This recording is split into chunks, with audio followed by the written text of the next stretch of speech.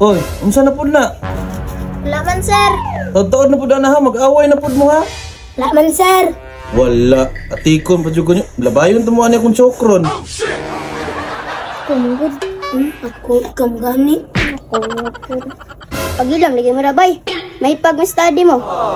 Pasikat po kayo. Gati, murabi gwapo. Hadrabi ka magpanggoy-unggoy. Class, mugawas ako ha. Bantay pagbalik na ko, magkiat na ko. Bantay lang mo. Balik ko na yun. Okay, sir. Oh, bay. Hadra magpanggoy-unggoy na bay. Ngayon no.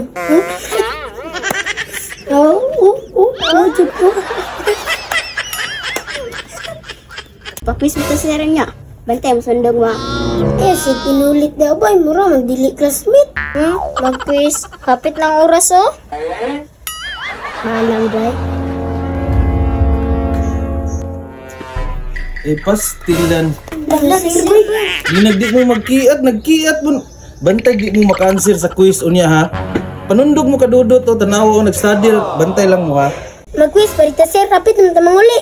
Gani sir, awang oras, oh. Pag sure. Ako pa ilaro ninyo nga napo ko'y relo oh. Napatay 15 minutes na bilin. So karon mag-spelling ta, mag-quiz ta. Ang dili maka-answer, dili maka-uli. Ang una maka-answer, maka-ulag uli. Okay. Dagam, bantay mo piya mo. Spelling pa jud di. Jud ka kaulian eh. Unsa ni sir? Tagalog, English.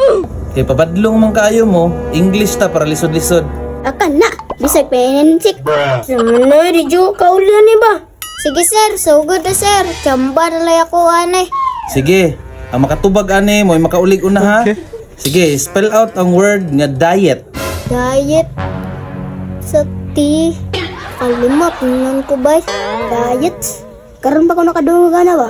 Naunsa naman na, naghangad-hangad naman mo. Sige, ito ka. Samanoy. Ay, kabaho.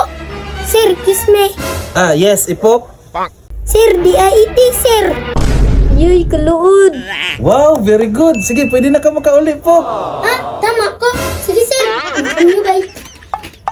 Hodang, ipok, eh. Oo, aja deh.